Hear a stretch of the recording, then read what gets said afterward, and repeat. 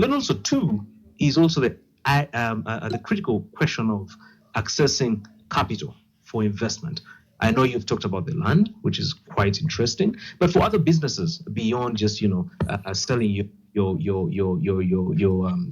your assets. Supposing you're a young guy, for many of the young guys on here who have no assets, what are the easy ways of accessing capital? Then finally, saving culture.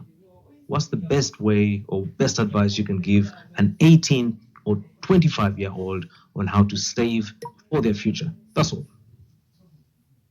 Okay, thank you. Sorry, Tony. The first one. The first one was about. Quick reminder. The first question. Right. The first one was really about. The first one was really about the different revenue streams. How do you diversifying your portfolio? Yes. Okay. Thank you. Okay. How do you manage the different revenue streams? Okay. By the way, at this point of doing some of these things, I didn't even tell you, but I operated in Chukubo as well. I had a shop in Chukubo, lost 200 million. Went there because they were saying the money is in the Chukubo.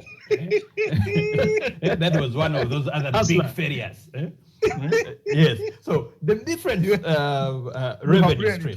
Things in this world. I've tried many things, and I'll tell you the last one is going to be the bombshell. You will fear. By the way, the different revenue streams, alongside probably having a hustle, an official job. How do you do this? How do you go about it?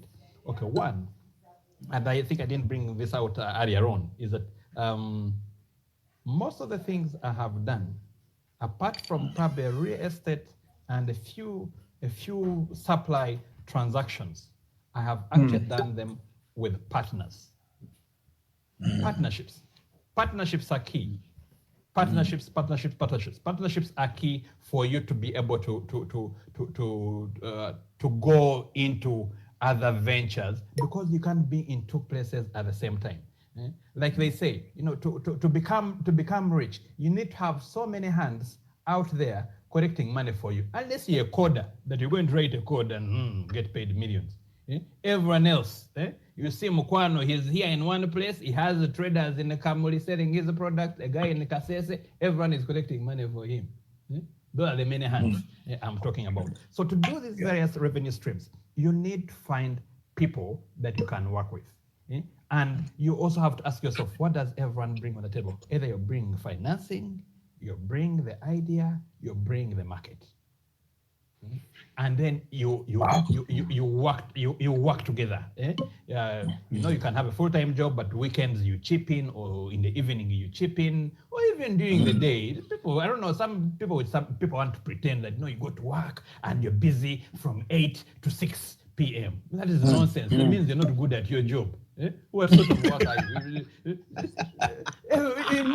You have an hour or two in there. You can send an email about your side hustle. Yes, I know about that. Yes. So the issue of capital, yes, it's a major blocker for most people. How do you raise capital? First, I usually tell most people, look on the inside. Family support system, your friends.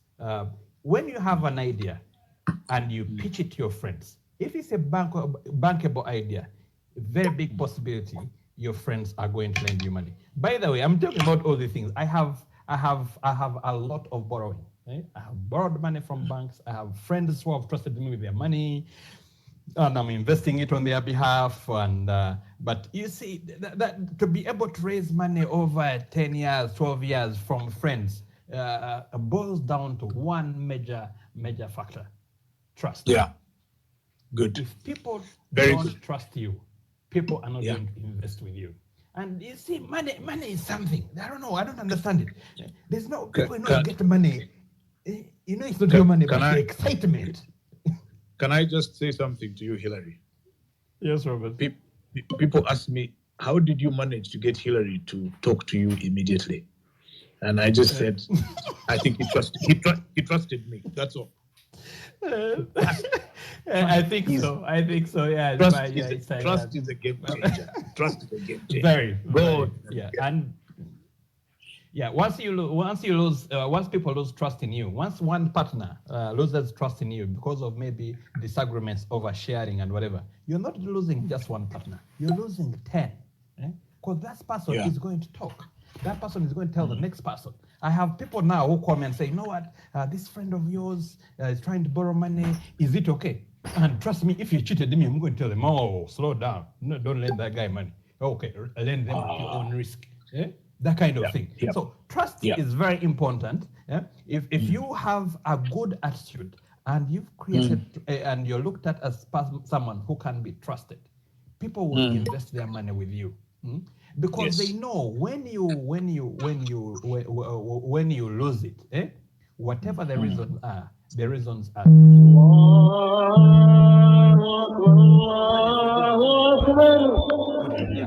Their wedding or whatever, then they come up with funny stories. Then you see a guy a few years down the road is telling you, I have a problem like now see this one. We did a deal, I invested my money, he disappeared and got married. That kind of thing. So trust, good attitude, and look at the inner, your immediate circles, which is your friends and family. Of course, if you have brilliant ideas, now we're talking coders and whatever, you can start pitching your ideas to PE funds, venture capitalists, and that kind of thing. So Hillary, I need to start to bring in other people, otherwise I'll be lynched on these streets. There is somebody called Hillary Mumbele. He's your namesake. Hillary, what do you want to say to Hillary? Mumbele, can you speak? Yes, thanks. This is Hillary Mumbele. Hillary bamulinde, your journey is so inspiring. I had two questions. One is, how do you handle two jobs at the same time? But I think you answered that. The next. Yeah, my other question is, most employers usually, in their contractual terms with you, make sure that you are not doing any other job apart from the one that you're doing with them. How do you go around that? Especially with big companies like Talo. Hillary, now bamulinde, not Mumbele, please.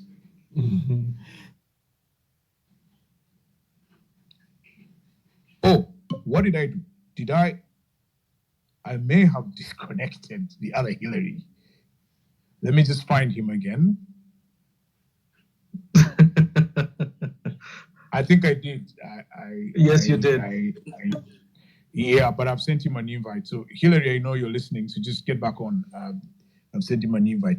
I know you're listening, Hillary, so let's get Annette Naziwa. What do you want to ask Hillary bamulinde?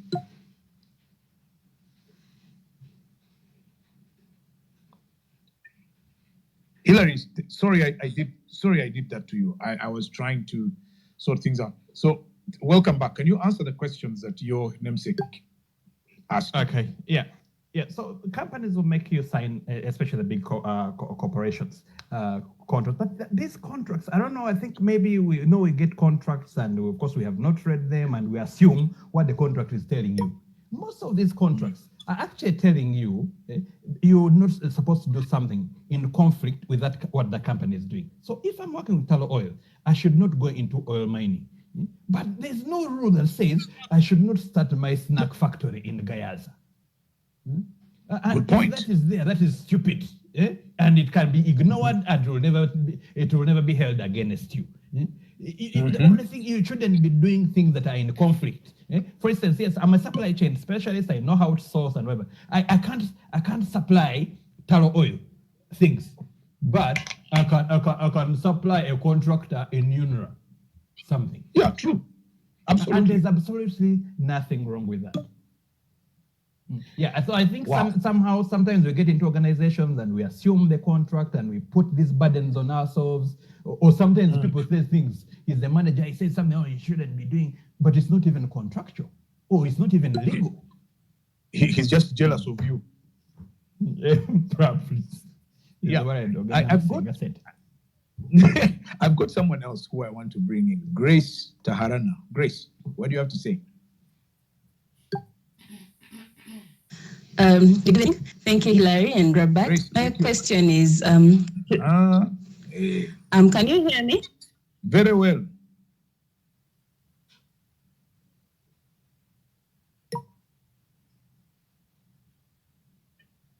Grace, are you there? We seem to have lost you. Grace, can you check your microphone? Okay, we've lost Grace. Andrew Ongura, do you want to say something?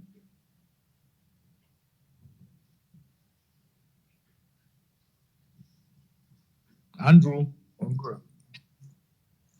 Thank you so much, Robert, Comrade Otoa, and Mr. Hillary for giving us this opportunity and this wise idea. You talked about something related to family support systems and building friend support systems. How do we get to actually lure friends to embrace the aspect of crowdfunding? Thank you. Okay, Hillary, shoot.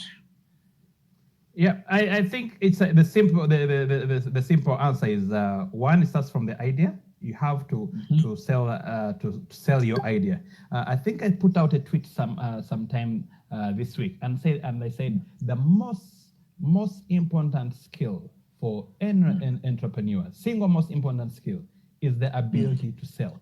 And I think some people assume that sell goods and no, it's everything. It's how you sell yourself, it's how you sell your idea, how you pitch it, and how you get people to buy into it. Because you see, you have an idea, you pitch it, and your immediate family don't buy into it, but your immediate family are putting money in someone else's idea.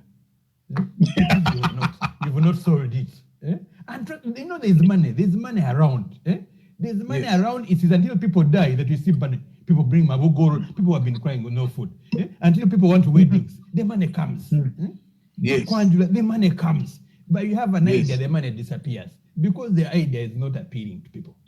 So I say, you have to invest in selling this idea. And how you build probably your sales pitch might involve confiding in a few of your friends, pitching it to them, and asking them what they think, and then you build on that. The problem with most Ugandans, someone has an idea and thinks, I should not tell anyone. They might steal my idea. For God's sake, it's just an idea. An idea is nothing. It's just that. Exactly. It's just an idea. It means nothing. And anyway, as soon as you implement it, it stops to be a secret, and anyone else can do it. And then everyone, so why have you been hiding it? Today I just did an idea dump on my thing, and some people were saying, Otoa is posting all that so that he can steal people's ideas and whatever. And I just thought an idea is an idea. No one can steal your idea, however brilliant they might be. Your idea is your idea. Someone told me that one of the places that has the biggest concentration of ideas is the cemetery. But we'll talk about that at a different time. I've got someone who calls themselves Pisces Finest, Pfizer Fabs. What do you want to say to Hillary? Hi, Hillary. It's actually Pfizer. I think I follow you a lot. I picked so many businesses. I think I follow you a lot and I've picked so much knowledge from you. But my question really is about consistency. The mentors that I have always taught me that you need to be consistent in the sense that whatever you pick in terms of career, whatever you pick in terms of the job you want, it should be consistent. Like people should see that you're in one line. So that if you're going to maybe diversify, try to do something else, like a side gig, a side hustle, it shouldn't really stretch so far away. But yet you've tried out so many things. I mean, so many things. Did you encounter this challenge at one point where people are like, you're a jack of all trades, but a master of none? I mean, how did you do it? Okay. Hi, Pfizer. Thank you.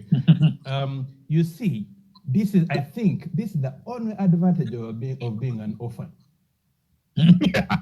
I had no accountability to anyone. I had no one to impress. I would just do my things. I had no one to tell me, oh, how you even missed some lessons being on the chair. No. So that was an advantage. I know it doesn't. In journalism, we call it freelancing. Probably, yes. I know it doesn't help Pfizer. But, personally, I believe, people will say things. People will judge your successes. People will judge your failures. So I will say, Pfizer, if you want to do something, if you think there's this thing you want to try, I think it's more painful never knowing how it would have turned out. So if I were in your shoes, I would go ahead and try it. Much as people think, oh, I've graduated, I should be a lawyer. Who says I can't be a DJ and be a lawyer? Who says I can't be a football referee and be a doctor? That kind of thing. Say, oh no, we can't be a doctor and be seen. So for me, I've never had that issue because really I've always done what Hillary wants to do, or probably what my wife forces me to do sometimes. Yeah, I'll say don't. I wouldn't advise anyone to be fixated on something. Because maybe it's an expectation from one side of the family. I would say adventure, especially if you're in your 20s. For God's sake, okay, if it goes wrong, it goes wrong. You learn the lesson, you move on. People. One thing I've seen among Ugandans, people in their 20s try so much to impress family. They want to be seen to be conforming to this and that, and they stay in line. Then they hit their 30s, late 30s, 40s, and they become a nuisance because that's when they're getting their first freedom. They want, you're spending a night in a bar. No, I can't. I did all the things when I was 20. Why should I live a bar at 4 a.m.? What am I doing? Much as I own a bar. So, I hope it answers, Pfizer. Okay, let me bring in somebody called Akatukunda Sheila. Do you want to speak? Blessed something.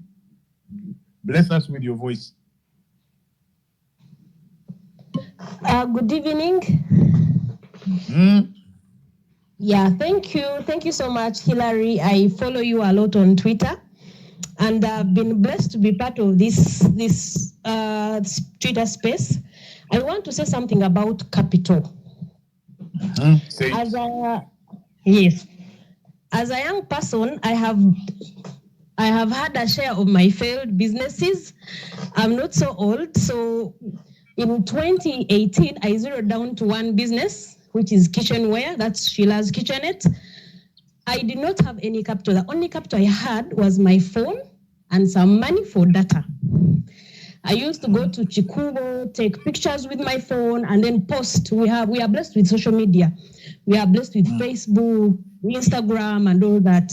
Whenever I got a client, I would go buy and then have it delivered. So, but I have grown. I now keep some stock at home. I get some capital out there and buy some stock. So really, I don't think capital should be that one thing that should stop any youth today from transacting a business or conducting a business. All you need is to focus. Like he talked about trust. If someone gives you their things, today I get things on credit. The first thing I do when I make a sale, I pay them and then keep the balance, which I use to get stock from elsewhere. So at this point, in this age and era, I don't think capital should really be anything that should hinder someone from doing anything they want. Thank you so much. All right, thanks. Thank you, Sheila. Robert, let me just say something about what Sheila has just shared, because this was taken from the bottom of my heart. This is something I was supposed to, I think, tweet last week, and I wanted to tell people that, you know what, you can start a business with the value of just your phone. And I knew people would make noise, what do you mean? But guys, there are so many businesses. When you see Amazon, probably one could easily be the most valuable business at the moment, or they are second, third. Amazon does not manufacture anything. No. Amazon is a broker. eBay is Thank you very much. Sorry, let me just finish it. Airbnb does not own any property. Any real estate. Guys, and like I said, trust. If I have my phone now, I can go and speak to someone who is in welding and I'm looking at their guests, and I'll go online and I get more ideas, and I start going around on social media pitching myself as a welder or provider of welded products. And people will come to me and they'll go to this guy and he makes them. The only challenge is people start that kind of thing, they get a bit of payment and boom, disappear. Somehow you feel you've arrived. So they go and buy. Trust, and that resilience that Sheila has talked about, you can sell things that you don't actually own and you'll make some money off it. Thank you. Right. I want to ask someone called the official Luo. The official Luo, whoever you are, please speak.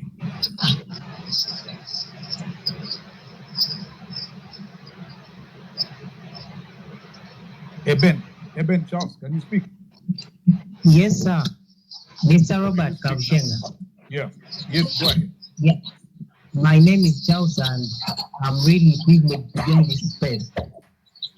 Yeah, What do you I'm want to tell hawker. Hillary? I'm a hawker and I've been inspired. I'm a hawker. Okay. Hawker Mutembe.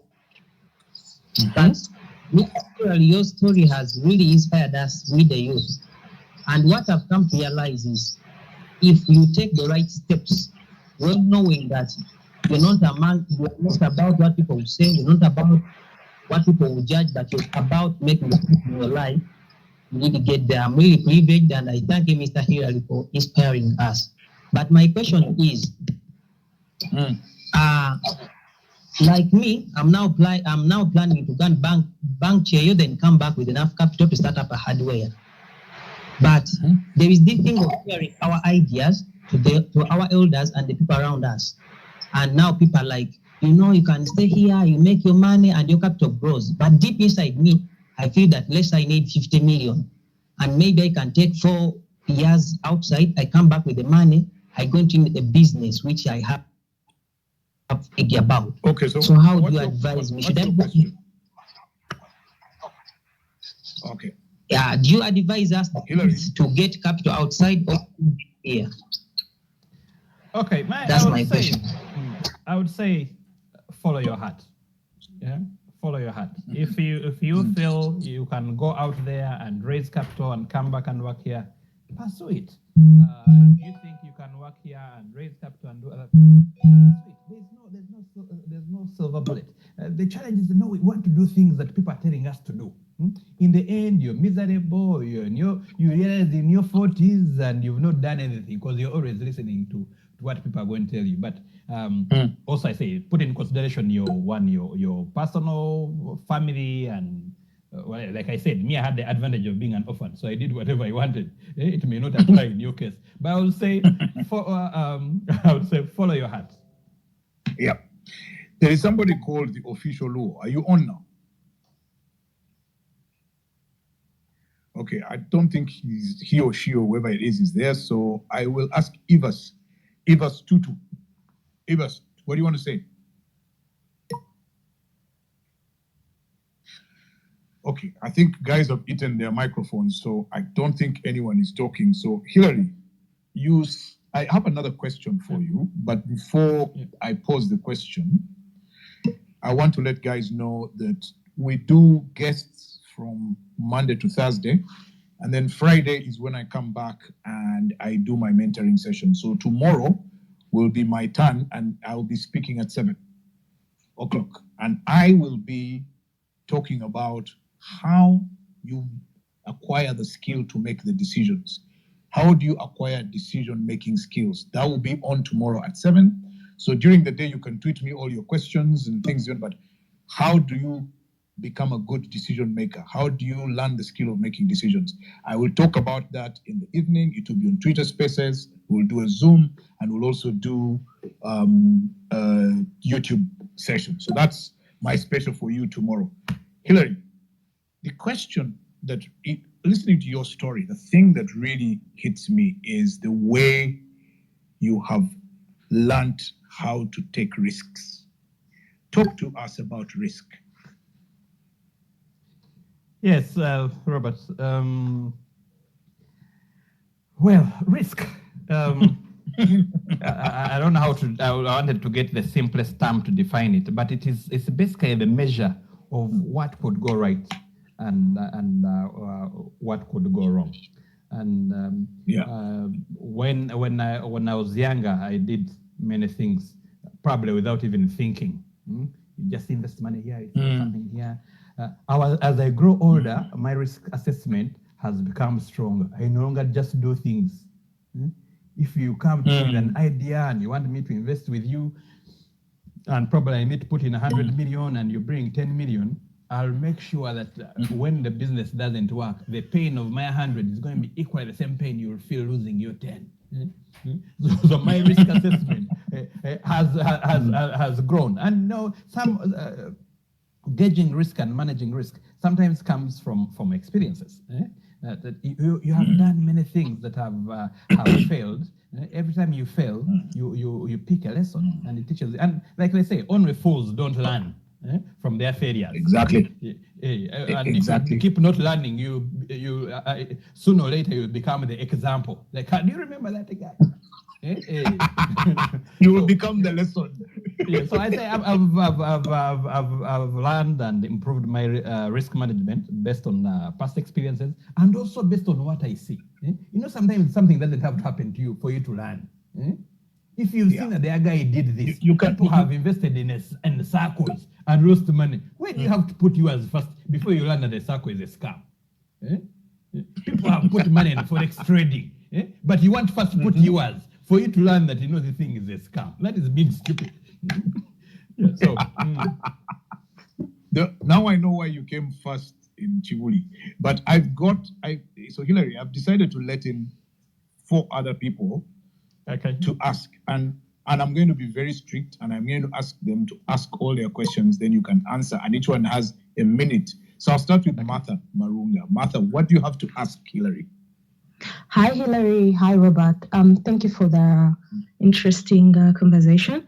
My question, though, is it may be slightly different, but it's something that most people I speak to just ask the question. At what point do you decide? Well, I mean, at what point do you decide, okay, if I quit my job now, whatever I get in terms of benefits is going to be my capital? Because everyone tells you, don't quit to start a business. Yet you're sure you've done your research and you can actually hustle at least the first year. At what point, what are the key factors for you to say, okay, this is it, I'm done, I'm going to quit, put all my money in this other business I want to start? That's it.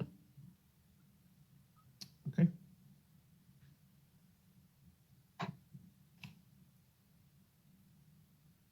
Robert, you bring the next person, or you want me to answer?